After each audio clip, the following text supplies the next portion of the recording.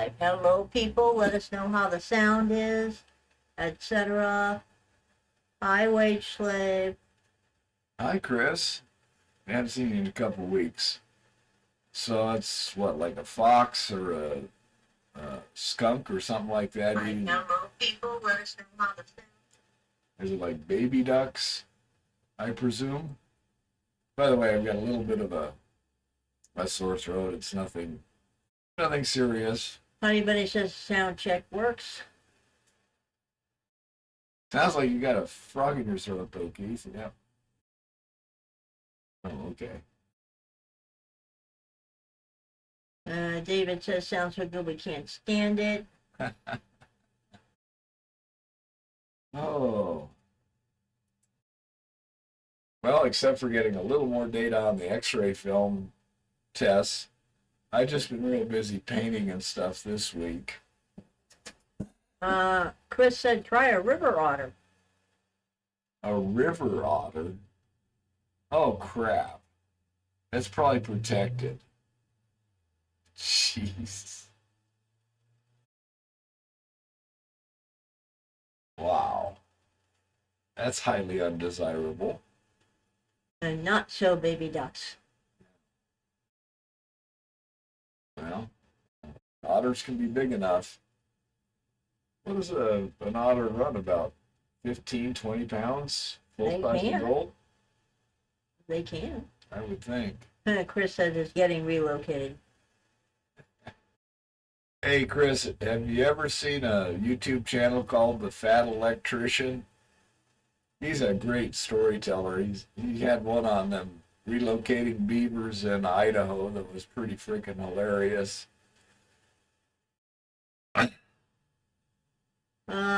Anybody says she's been working on diesel fuel systems and replacing dead batteries this week. Sounds like. Ray says hello, Keith and Eva. Ray Dowdy. Hello, Ray. How's it going? Just got a little sore. I don't feel too bad, but we'll see how it goes. On the X-ray film thing, kind of surprisingly, when I went in between the two concentrations on the nitric, I seemed to get better recovery. And while Chris is here, let me ask him something. Just a second, let me grab the beaker. He'll be right back, folks. Hi, David. Ho, ho, ho. Hi, Harry. Hello, all from Colorado.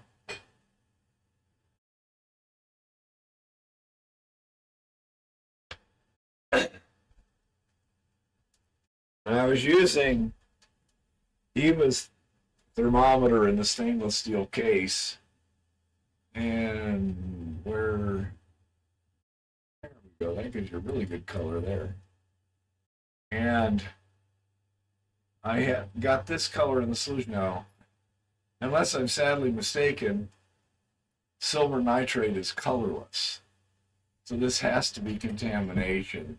Either something had digested out of the stainless or debris that was kind of trapped between the thermometer and the stainless casing. Yeah, he corroded my stainless casing. He's trying to ruin my one and only good thermometer. That's what's going on here. Any idea what that color would be? It looks pretty much like a light copper color. Copper blue. So that's kind of what I'm thinking. Chris is getting nickel out of it, perhaps. That was the other possibility I was thinking. Brian says his silver nitrate is very blue. Really? That's a little bit odd. My silver nitrate never turns blue. It turns a sort of a purplish gray if it's not in my brown bottle. Yeah, it's probably from colloidal silver. Yeah. Honey Bunny says light blue can be contaminated copper and nickel, but yeah, that's true. The colloidal silver turns the skin blue. That's funny as heck when it happens, too. I really don't know. I presume that in a production setting it would be relatively inconsequential. We're not trying to get 99.9 silver. Just something pretty good. So I say that was. Boy Kehoe says most bathtub gin isn't blue. Well, that's true. Not that I've made bathtub gin anytime lately. I don't think you want to sip on that stuff. There are not too many drinks that are naturally blue. Chris said you can try plating it over and see what you get. Yeah. Not sure. Brian says when you add the hydrochloric, you'll be able to rinse out the blue. We will not be adding hydrochloric, Brian. Yeah, we're no hydrochloric involved here. We're planning on cementation with copper, but we shall see. Honey, I'm not dropping it out as a chloride because it's more volatile than dropping it out as elemental silver. I already found that out the hard way. Yeah, we did some tests. No chlorides. Where we did. What did we get? Like 25-30% losses in the smelting process? Yeah. That's the problem, is the volatilization in the smelting process. Yeah, I say it. You can That's why I stick to copper cementation. Besides, we don't need silver chloride, we need silver. Yeah. So it goes directly to a product which is highly useful for what we're trying to do, which is importing silver. So you wind up with a silver powder. Okay, what do I need? Silver powder. So Chris says you can go through chloride then ammonia. Again, the easiest thing is copper cementation. Yeah. I'm thinking. John Wallace says he's watching on his TV and commenting on his tablet. Good grief. Well, that's the point, Brian, is there's no reason to convert anything. If I start with copper, I end up with exactly what I want. Well, possibly. Well, unless you're very careful to almost titrate it to endpoint, not go past, you could precipitate it as silver chloride, then remove the nitric acid, and then go ahead and convert the chloride. You just put the chloride in ammonia, and that converts it to silver, metallic silver. Because I know we tried smelting it the first time. And Chris says just follow the street tips protocol. Yeah, I can do that. And I mean, I know he's got some stuff on it. My thought is that depending upon how this goes in terms of how much and whatever, or wind up with the nitric, and how well the silver nitrate drops out on cooling, we might be able to recover most of the residual nitric acid pretty easily. So I say we shall see. Brian says, oh yeah, you have nitric to deal with. Just add film until the nitric dies. Yeah, that's kind of what I'm hoping to do. You know? The other possibility is once we get the silver nitrate, we can theoretically cement that out, and then we'll have copper nitrate, which we can theoretically convert back to nitric acid using street tips technique.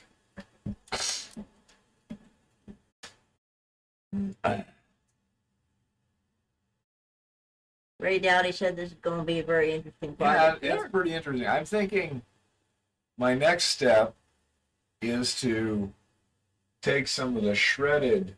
Ray Slave says use that as electrolyte for a silver cell. Yeah, we could do that.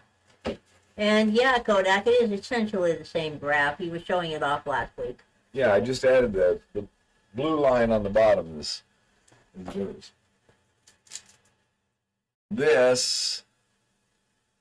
is the film through the shredder.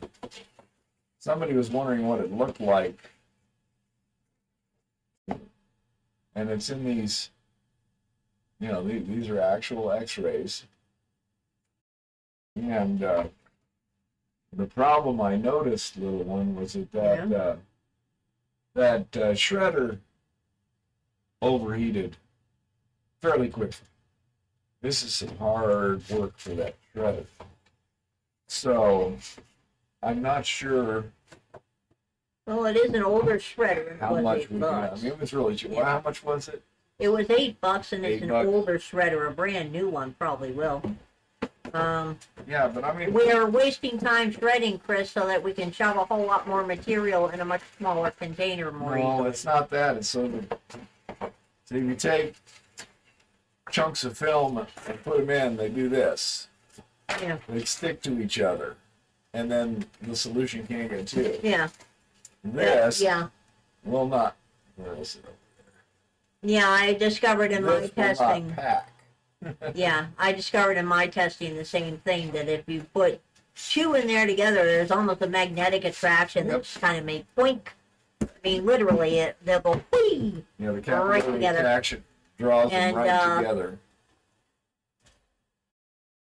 Yeah. Brian says you can use copper wool from the beer brew store for cementing. Yeah, I suppose you could. Now, I got some scrap copper tubing underneath the thing. We got plenty of scrap By copper the around. way, while you're here, Chris, hold on. Koi, yes, we will be eventually making silver bullion. That's the purpose of doing this.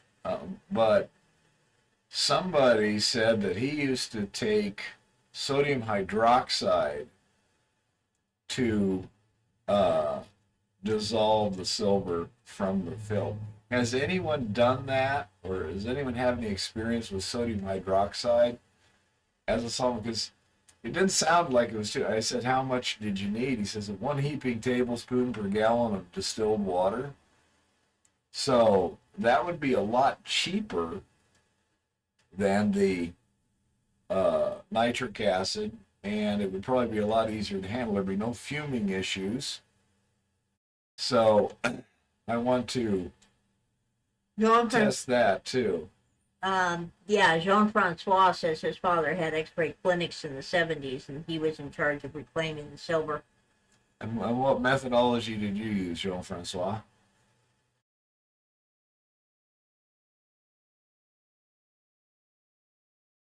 Ray Dowdy says, could you put a sheet in, then add shredded, and then another sheet? Haven't tried that yet.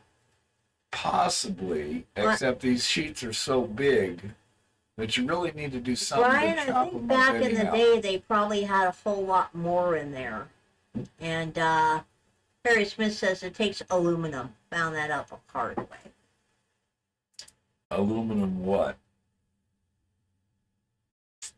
Brian, we got about 400 pounds of the stuff that we can get a hold of. 400 pounds of film is the reported amount. So 400 pounds of film equals about 40 ounces of silver. So that's Wait a second, it says, $1,200. what if you electrolyze the solution with 2 copper electrodes to cement it fast? The cementation on steroids. No real reason to. Jean-Francois said he tried NaOH. There was a research paper, and it mostly has the emulsion fall off. It doesn't dissolve the the silver. AG. Okay. Chris put a link there, which is not going to help me in this thing. I will have to go for it later. Yeah. If you can do it easily, Mechanical could you email that to scraping me, might be Chris? required with NaOH, according to. Yeah. And Brian says, did you got any more? Did we get any more what? I mean, we... Oh yeah, we got enough. This was just for testing purposes. That was the purpose. We got I don't know, a pound or so of film, but there's no reason to go whole hog until you've got a good idea of what you're going to do.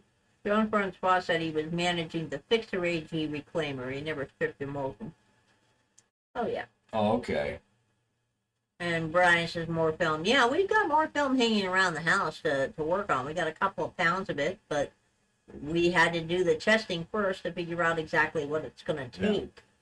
Yeah. What the financials are. Okay, so you were stripping the silver out of the fixer. See, with the fixer, when you take the photograph or whatever, the exposure, then after developing, the fixer removes the extra silver chloride. Coy That's sodium says thiosulfate. 364 coins seem less expensive than the fuel and material. Well, you can't melt pre-64 anyway. It's illegal. Well, it's not pure, but I mean, the main thing is it's basically free and it's something to do during the wintertime. Brian, we're making a deal with our chiropractor so that we can get rid of so we can alleviate his storage problem for all his old x-rays. So Yeah. if anybody has chiropractics around their area, a lot of chiropractors actually still use real machines and real film. I don't know if he does now. I think he switched over to Yeah, I think he switched over the to. electronic stuff. You can ask him, but a lot of them still do. Yeah, so There's a lot of old X-ray film running around the world. yeah, Film is still the default in a lot of places. yeah. But Hi, anyhow, Kodak. it's something interesting and fun to do in our spare time. Chris says triferic chloride, perhaps. Triferic chloride to dissolve silver directly from the film. Wasteslave says if the film is conductive, use it as an anode. Probably not very conductive. The other problem is, I don't know how much 400 pounds of film is, but I'm guessing it's somewhere in the neighborhood of 1,000 or 2,000 X-rays. So it would take a fair amount of time. That's why I was, Brian says use poor man nitric. yeah. Well, hydrochloric with, what was it? Not urea. Oh, I forget. But anyhow, when you use the hydrochloric, you're going to precipitate silver chloride immediately, Yeah. you know. I'm trying to avoid silver chloride because I don't want any intermediate steps. I want to go straight from what's in solution to elemental silver, no intermediate bullshit. Chris says oxalic may work to restrict the emulsion from the film base. Yeah, see how that would work. I don't know. I say we have plenty to play with. That's the nice thing. But we're Honey Bunny says she drove 1,300 pounds of 35 millimeter cinematic film to storage once. It took up about a half a cubic yard. yeah, I can understand that. David says age aroused off gassing. Well, yeah, Dangerous. Is what dangerous off gassing. there. Well, That's the idea of working down in this region here, yeah, in this 80 to 90 degree range. There's very little nitric acid fuming. yeah. at those Yo-Yo temperatures. here was making fumes and trying to kill me when he was Well, going for higher temperatures. Well, that I wasn't going for it. It just that Yeah, hot plate, the rheostat doesn't work too a well. silver dime still buys a gallon of gas. Yes, it will. Yeah. And yeah, David, I mean, it's my preference. I don't care if it takes a little longer. It's my preference to do it as close to ambient air temperature as possible. But Yeah. that's me.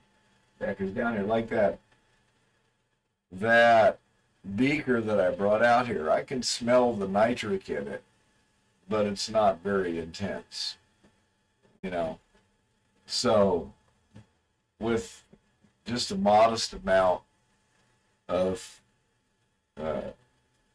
extraction, air extraction, it should be easy to deal with. The setup I have over there is I just have that old dust collector blower, and it seemed to work fine. There's very little air movement there, so it just sucks the stuff in. Yeah. Yeah, I'm all in I favor agree. of thinking safe, David. John Francois says, I don't know how bromelain would work with the chromium alundum hardening the emulsion. Well, Neither would I. so far, what we're doing with this recognize already chromium. used film is working very well. Yeah. So we're going to stick to what we're doing. We just got to scale it up to in a bucket or in a bottle rather than in a beaker.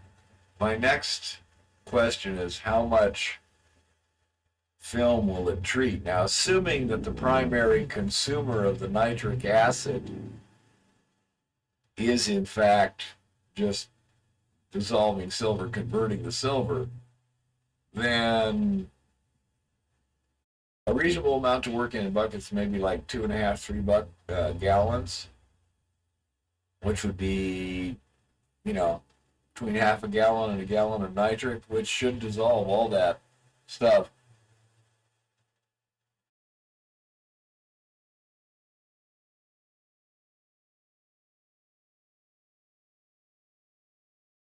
Well, we got a cheap one from what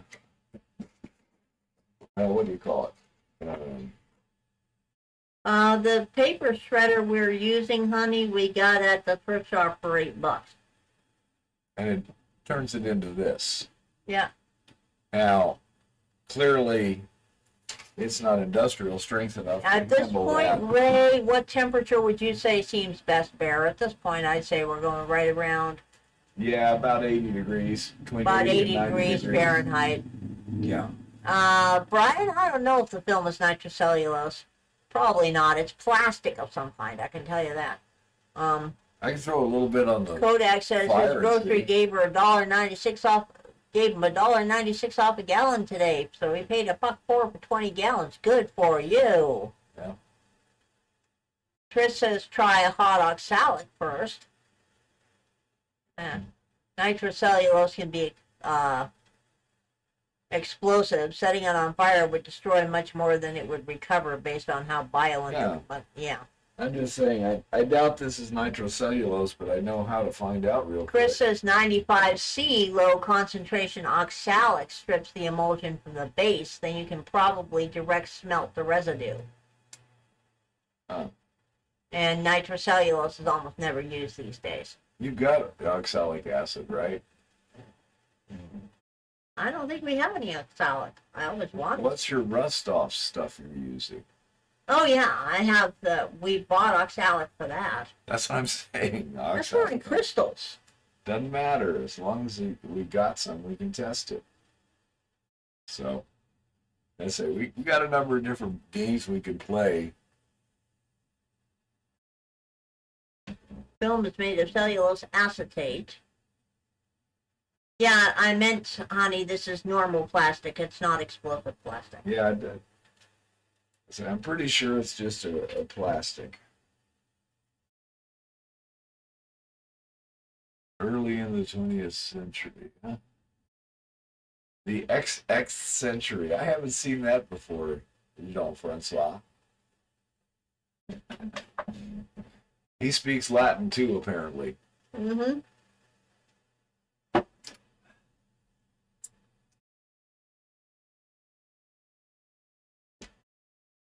Let's see, there was something else I got here.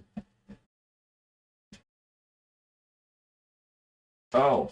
See, now this person says that once you collect your silver chloride, if you boil it in muriatic for a little bit, it will take any iron to trace impurities, will be taken up by the acid, and the silver chloride will be perfectly clear. Yeah. Anyhow, to assist me in my firewood chores, because I get all kinds of links, I went out to Harbor Freight and, hey, blind dude, bought a $44 Portland 9-amp chainsaw, which seems to work fine. I've used it once so far, but they don't seem to have any spare chains.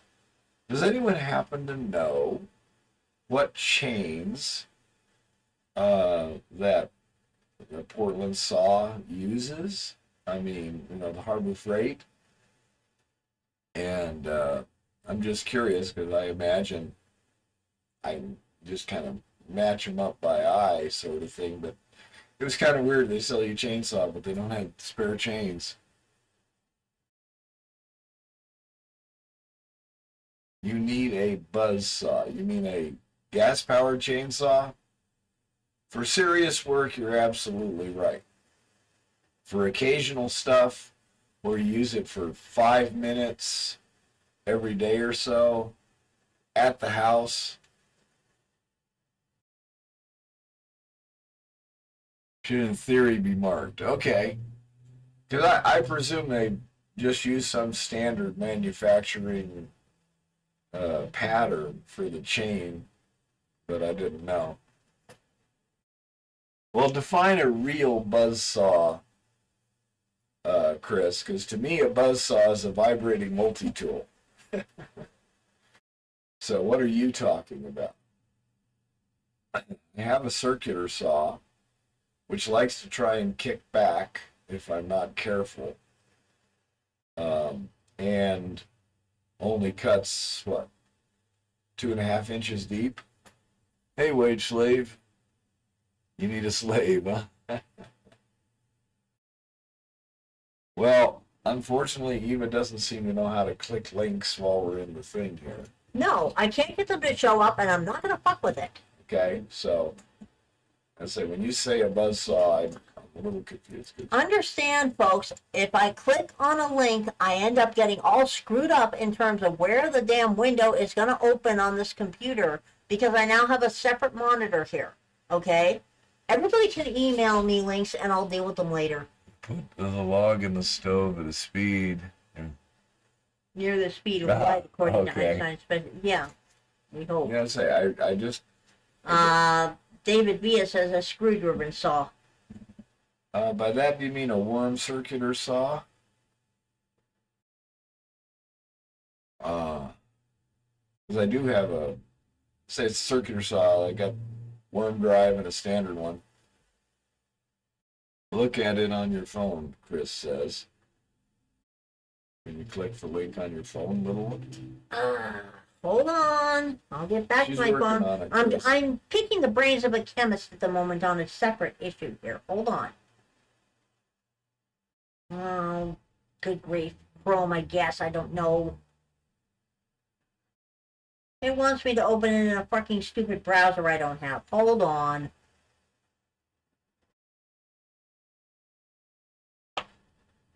Okay. This is a bunch of BS. Going to be AFK? AFK.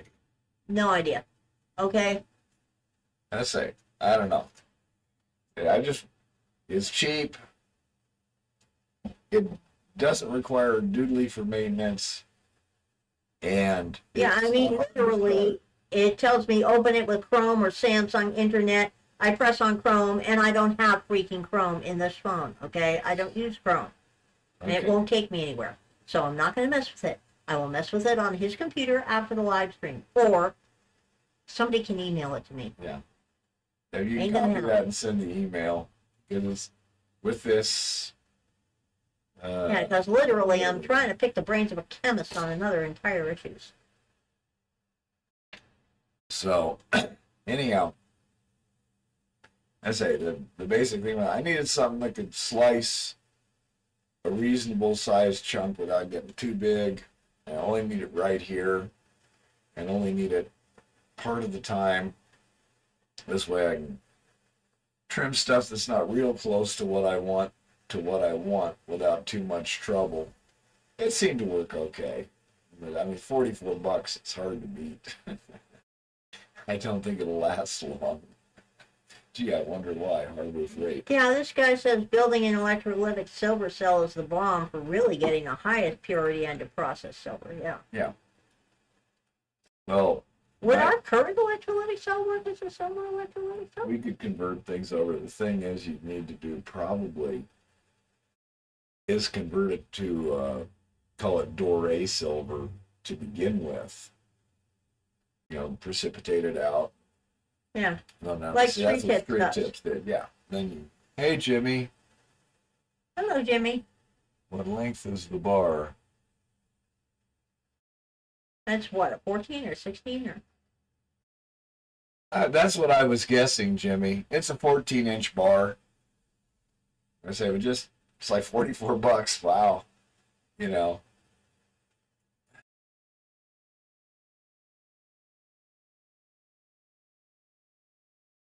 Okay, that's what I was wondering, because I'm from southern Arizona. Chainsaw? Huh? What the heck is that? So, I say, it seems to be an efficient solution for a very specific problem. When we're up in the field Yeah, gas powered chainsaw, you bet. But that belongs to the claim owner, and I don't want to use it for personal use.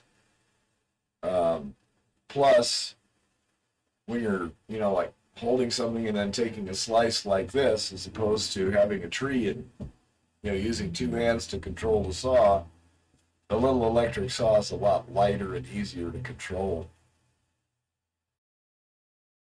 So, as I say, we'll see how it works out. But okay, so they're pretty much chains are fairly standard items then. That'll be good because I suspected it was something to that effect. I didn't know if there was any proprietary designs or anything. Yeah, I will probably not wear this one out for quite a while because again, all I'm doing is just chopping firewood to length, basically.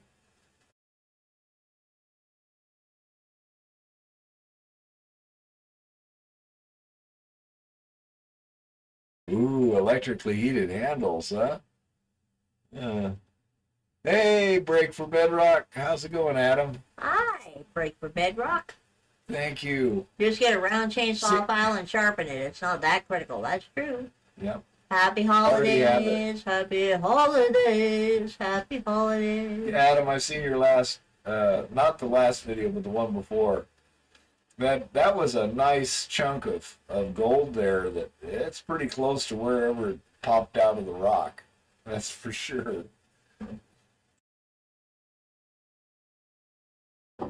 That the title of the next video sounded encouraging, but I've been working.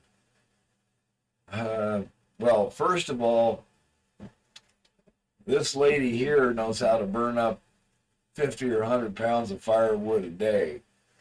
So that keeps me exercising and stuff. I am keeping the consumption low considering the size of this freaking trailer and what I have to work with. Yeah.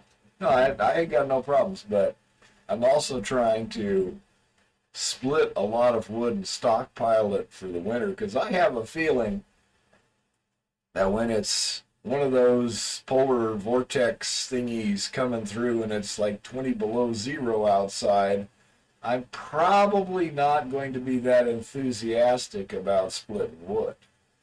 Just guessing here. So I'm trying to get it pre-split. And so that's my thing. And I like the exercise. I'm getting better at hitting the chunk where I want to hit it, but my kinesthetic sense has never been that great. My depth perception has never been that great because I only usually use one eye. And so it's more challenging for me than for some people. One thing that really annoyed me a couple of days ago, and it's not Leva's fault at all, it's something I'd missed. She pointed out to me when I was at Harbor Freight, I was buying a wood splitter maul for $6. Now this was about a week ago.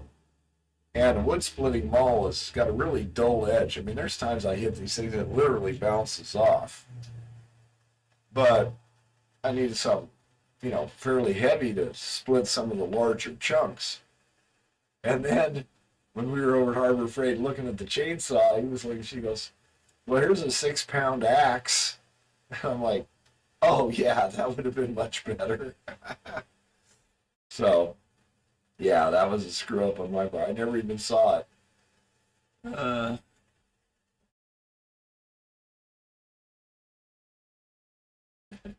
Well, if you did it like that, you would break 4 bedrock, yeah.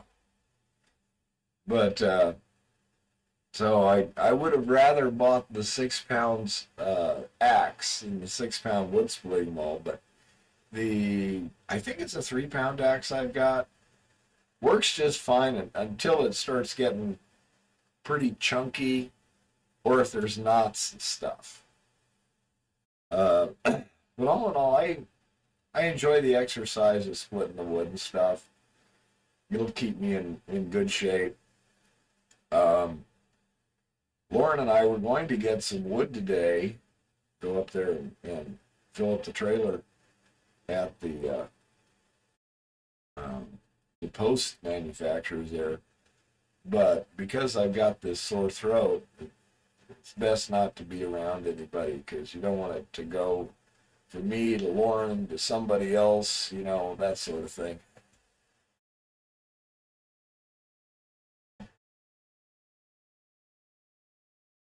That's kind of what I was expecting, Jimmy.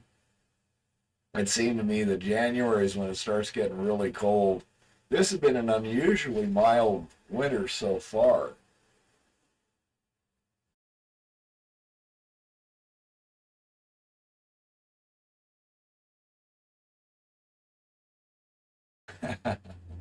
um, okay, wage slave. I haven't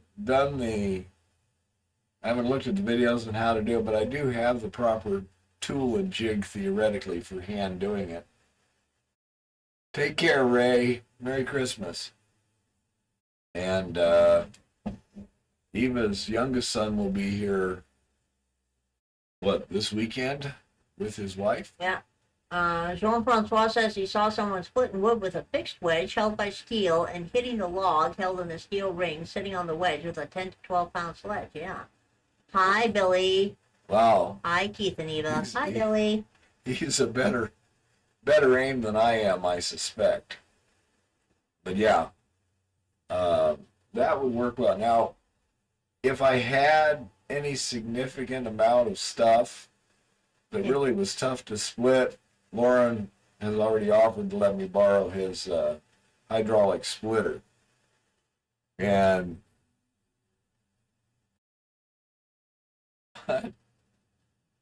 it looked easy because a 16-year-old girl was doing the splitting. Wow. Make sure you don't annoy her. But anyhow, so, Lauren, he's doing a lot of clearing and stuff like that. So he's coming up with big rounds like this. And for that, hydraulic splitting makes a lot of sense. Okay? Especially when you're splitting it in large chunks about like this. As a general rule, the fireplace we have, you need to, split down a little bit more. And the biggest stuff we have at all is about this big is it.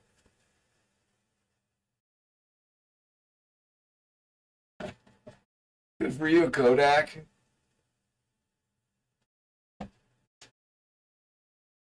It would have been interesting to see, honey bunny. Bedrock says it's a reference to placer mining, which was originally supposed to be a bumper sticker. Yeah. What was that reference? I break for Bedrock, the name, because they were saying up there that he should have said break as in B-R-E-A-K.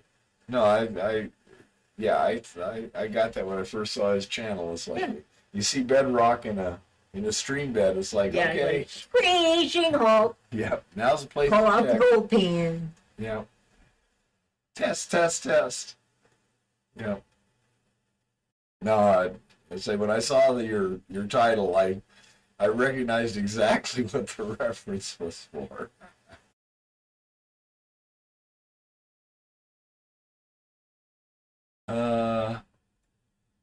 Luckily, I'm still hanging in there pretty good at this point in time. I like swinging stuff, be it a pick or an axe or whatever. It's a good all upper body workout. Kodak says he found the biggest nuggets after breaking Bedrock. Yeah, probably.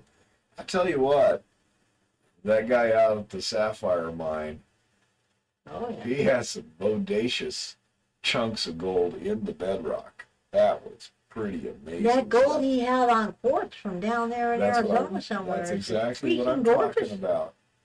And I'm not a gold person. I am never a gold person. Those were some amazing specimens. Not bad. I don't know what I'd say those chunks, some of them were maybe up to 2 grams. Yeah. Still in the bedrock. Yeah, I would absolutely love to see. Yeah. That was some amazing stuff. Um, Another little funny thing was, um, yesterday I think it was, my old boss from down in Tucson, the guy who has the uh, Southwest Improvements, Uh-huh. home repair and remodel thing. He called up to see how we were doing. Wow, Kodak says his biggest so far is a little over 3/4 of an ounce. That's Whoa. a lot bigger than I found. And we had a very good Honey says conversation. rehire.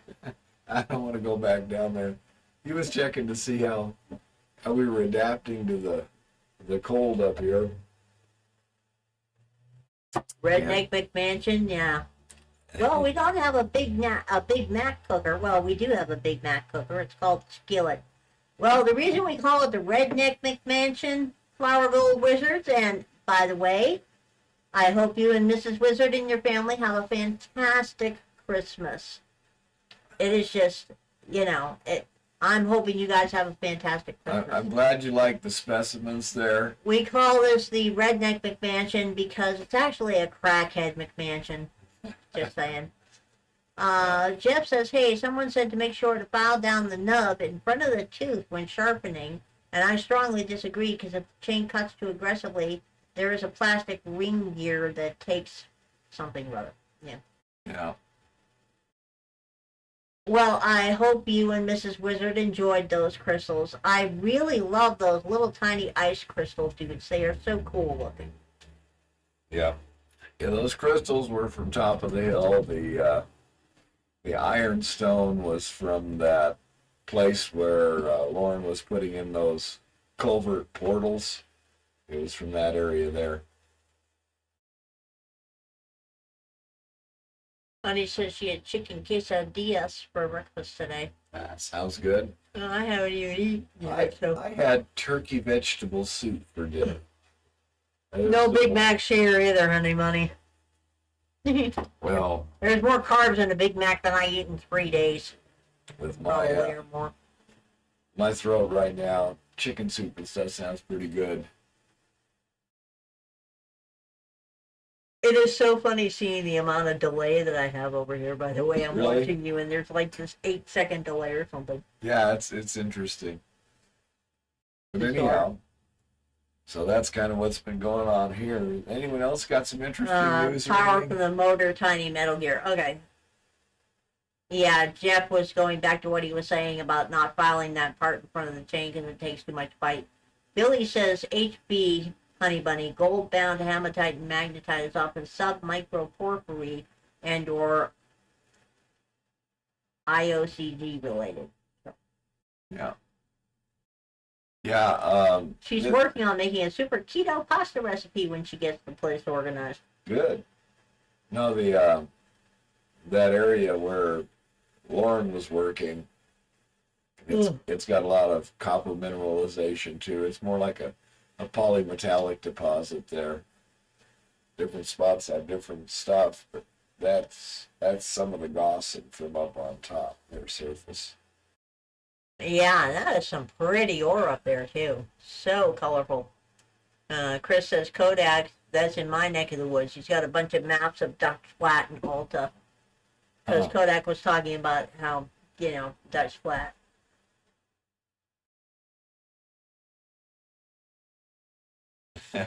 Yeah.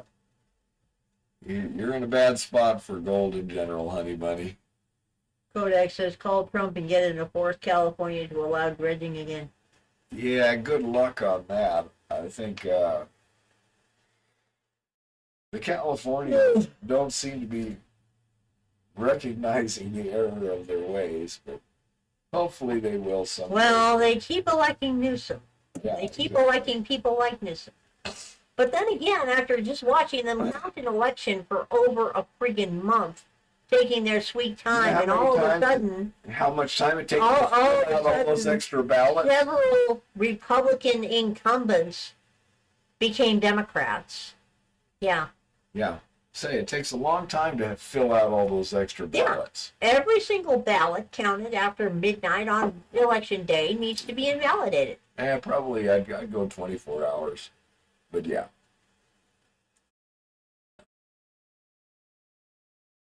But yeah, it's pretty ridiculous. But anyway, he is fixing to be sick, and we're waiting for my son and my new daughter-in-law to arrive. And my son, has deputized me to figure out things to do for the 4 days they're here. In the middle of the winter, when everything in Montana that's worth doing is closed, and the few things I have found that are open, he is not showing any interest in. So I'm not sure exactly what we're going to be doing. They met in South Korea, and then they moved to Germany. So you're competing with all these ancient historical districts and stuff. It's like, wow, it's rough.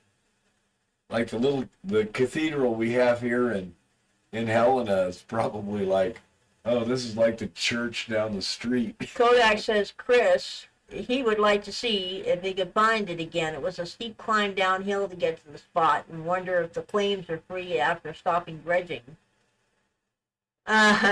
Chris, I can't ice skate. I don't know if dude there can ice skate, but no ice skating for me, and we haven't got any ice right now. We do have an ice skating rink in town. I can ice skate forward.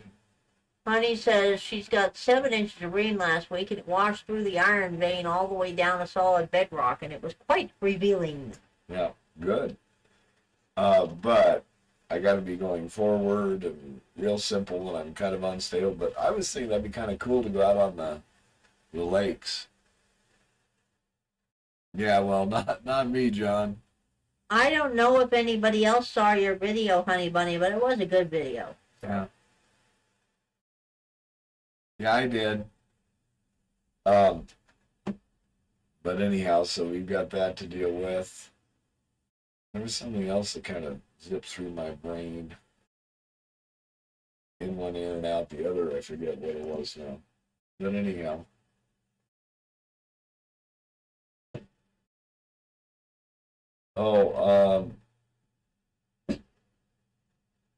See, what was Red Wing's here. Hi, Red Wing, and Hey, Red Merry Wing. Christmas. Merry Christmas. Oh,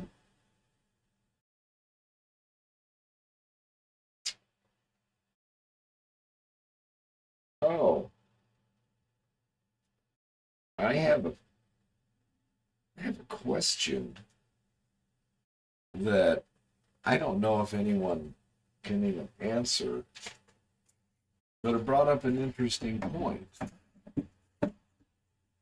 As we all know, our beloved president seems to be having some mental difficulties at the present time. And the question is, if it becomes demonstrable sometime in the future that at the current time or around the current time or whatever, his mental state is non compos mentis, does anything that was authorized in his name have any legal validity? I have a more salient question regarding What? pardons. If somebody puts thousands and thousands of pardons out within the space of a couple of weeks, one has to wonder about the legality of that in the first place, because I do believe that there's no such thing as there have only been a few instances of blanket pardons, like Jimmy Carter with all the draft dodgers, okay? So the non-blanket pardons, if you could show that there's no possible way that the president could have signed them all because there were just too damn many in the time frame allowed, unless you stayed up 24/7, where would you be? But the thing is, we know darn well he's not doing them anyway. And Jeff said, when it comes to your chainsaw, if the chain cuts too hard, the motor gear strips teeth off. Yeah. I can understand that. Yep, I'll be very careful. And I don't know who is our president at the moment. Yes, but it was an interesting point because a lot of these things he's doing may, in theory, be potentially reversible. I just don't know. Yeah, Kodak, I saw that video too from the whistleblower, that a small group was holding his hand even a month into his first year. Oh, yeah. Well, And now this is the other question I had with regard to that Congress critter that went missing for 6 months in Texas and showed up in a dementia home. okay, in an assisted care facility, a memory facility, with dementia. Now this is my question here. When you have somebody that is obviously non-compos mentis, like when Senator Feinstein purportedly voted the same day she fucking died, and she couldn't even speak a coherent sentence.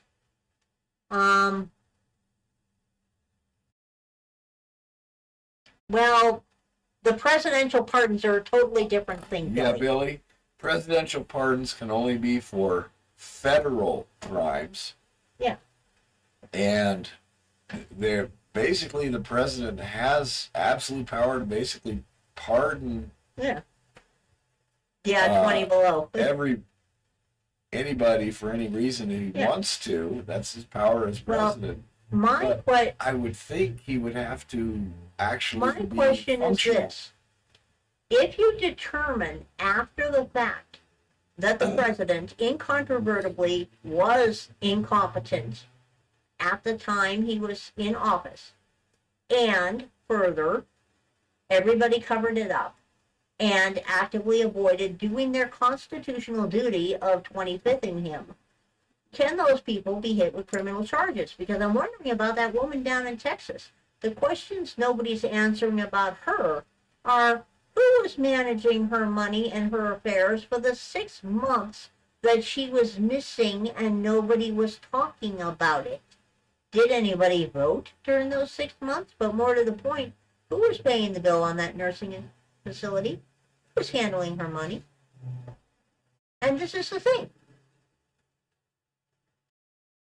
If you and my question is, if you prove incontrovertibly after the fact that the president was in fact should have been 25th, that he was not doing the job, that others were doing it for him, he was unable to do the job, and they had violated the Constitution and the law by not reporting that, 25thing him and installing the VP, are those valid still pardoned? Are those pardons still valid? And is anything else the dude did still valid? Yeah, exactly. I mean, all this money, all these various things that have been done. Oh, and he threw the college students under the bus again, by the way. What do you mean?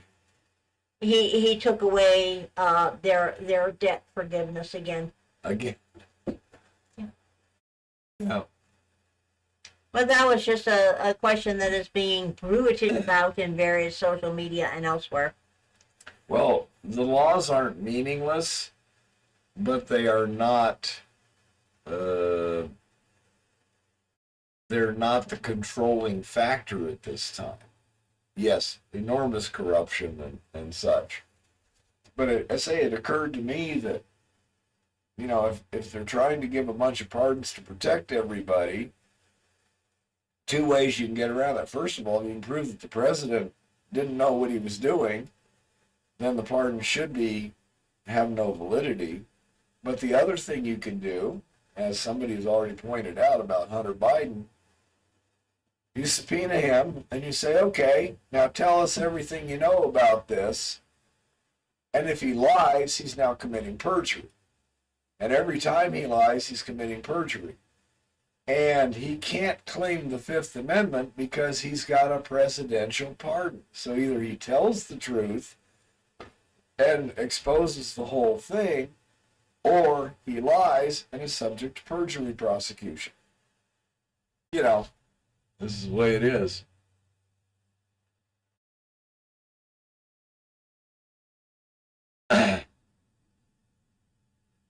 Yeah, agreed, Kodak. And unfortunately, that tends to wind up at an endpoint where there's a sudden watershed change in society, such as the French Revolution, the Bolshevik Revolution, still that. And usually those don't turn out that well, which is why smart people are very, very hesitant to throw out the old system. Fools, on the other hand, are perfectly willing to throw out the old before they've proven the new.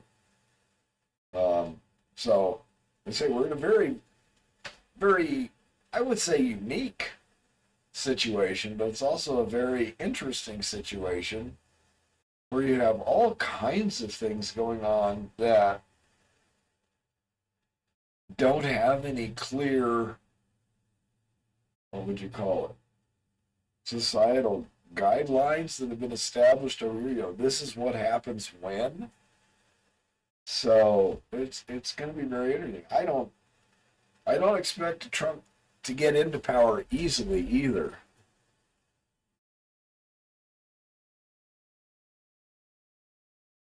I really don't know, Kodak. We got a lot of uniparty members in both parties right now. There's a problem.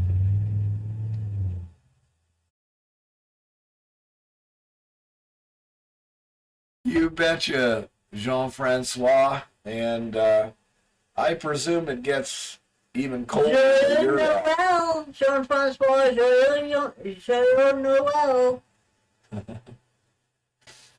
Unfortunately, there's going to be at least one person Yeah. voting, Kodak. If we don't vote, then we really have a problem. We have already failed in the obligations that our founders left for us. Yeah. Okay? We really need to fix it. If you don't pay attention and vote according to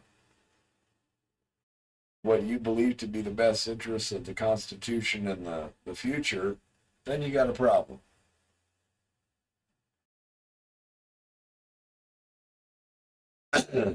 So, it's very interesting. Anyhow, my throat's starting to get sore now. Yeah, I think he better get off and give his throat a rest, folks. Yeah. So, if anyone has any questions or anything at this point, let me know. Honey Bunny, get ready. And we'll see what happens. Oh, let's see. Next week, is your son going to be here? No, During the they're live leaving. stream? They're leaving the 31st, which is. Probably like Tuesday or Wednesday. Hold on. Yeah, he'll be here during the live stream. Yeah, exactly. They're not going to be on here. Yeah. We will see what's going on because I believe they leave the 31st. Okay. But we will have a live stream of some sort anyway. Because I'm pretty sure Dylan's going to want to see Oh, what that's you're an up to. interesting question, Wage Slave. I like reaction videos at times, but I would recommend everybody check out the Fat Electrician channel. This guy's an amazing storyteller. It's really funny stuff as far as I'm concerned. He tells some really amazing historic military history stuff too. That's real serious things, but he does it in an amazingly entertaining way, in my opinion. And so I would highly recommend you do that. It can be uplifting. It can be just freaking hilarious. Things like, Taco Bell, the most gangster fast food franchise out there and stuff.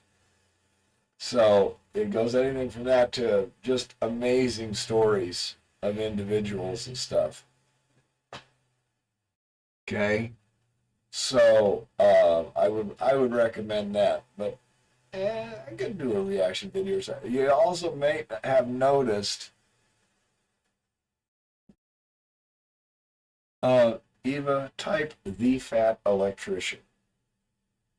Okay? Okay. I'm about to type it, folks. But anyhow, so I just lost my train of thought there. He has really great videos. Yeah, I say I like reaction videos, but now I remember. If you see a video come up and the title does not have a number in it, it means it's not like a mining how-to factual type video or whatever. Okay? And if it has a number, it means it's mining related. So no number, it means it could be, something like just a trip or whatever. Okay? So, anything else? Anybody? Teeth fat electrician? Yeah, That's two. don't get on me about the freaking. There's a single T in the word "the," people. Okay. Yeah. Yeah, I just think he's an amazing storyteller. I mean, that's a real talent that some people have, and he has it. Some people are good. He's great, in my opinion. So, Yeah, he is excellent. yep. But anyway, you need to rest your voice, Yeah, I and need to- y'all, everybody, have a fantastic Have a very Christmas. merry and safe Christmas. And we will see you next Monday for a short live stream to catch up on everybody's Christmas. Yeah. So, Honey Bunny, if you want to say it, we will all. Yeah. So, anyhow, yeah, it's things are going okay, but yeah, I've been talking a bit much. Okay, we Happy are out.